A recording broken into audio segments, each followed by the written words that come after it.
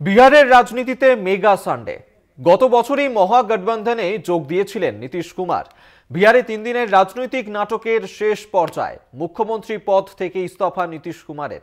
জাতীয় রাজনীতিতে তুঙ্গে চাপানুতর বিহারে পালা বদলে ইন্ডিয়া জোটে ধাক্কা। বিজেপির বিরুদ্ধে এবার কোন নতুন ছক কষবে ইন্ডিয়া জোট, নজর রাজনৈতিক মহলের। দল বদলু পাল্টু কুমার, নীতিশ কুমারের নামের পাশে এখন এই তকমাই লাগিয়ে দিয়েছে রাজনৈতিক মহল। দিন কয়েক ধরেই জল্পনা চলছিল বিহারে ভাঙতে চলেছে জেডিইউ আর জেডি জোট। মহাগঠবন্ধনের হাত ছেড়ে ফের এনডিএ শিবিরে নাম লেখাতে চলেছেন নীতিশ।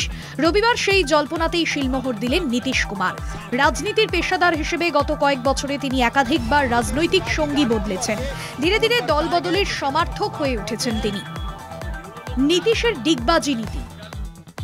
1998 সমতা পার্টি ছেড়ে বিজেপিতে যোগ।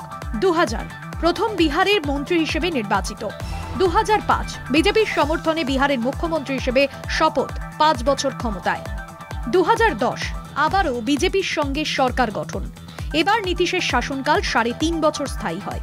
2013 এনডিএ ত্যাগ নীতিশের, বিজেপির সঙ্গে 17 বছরের সম্পর্কে ইতি।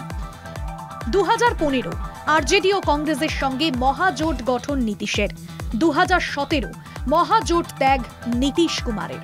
বিহারের মুখ্যমন্ত্রী পদে ইস্তফা, পরে বিজেপির সঙ্গে হাত মিলিয়ে ফের মুখ্যমন্ত্রী নীতিশ। 2022 ফের এনডিএ ছেড়ে মহাজোটে নীতিশ।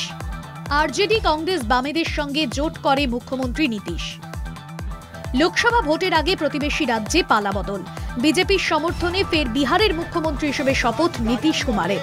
এই পরিস্থিতি ইন্ডিয়া জোটকে কতটা অস্বস্তি বা স্বস্তি দেবে সেই দিকেই তাকিয়ে জাতীয় রাজনীতি।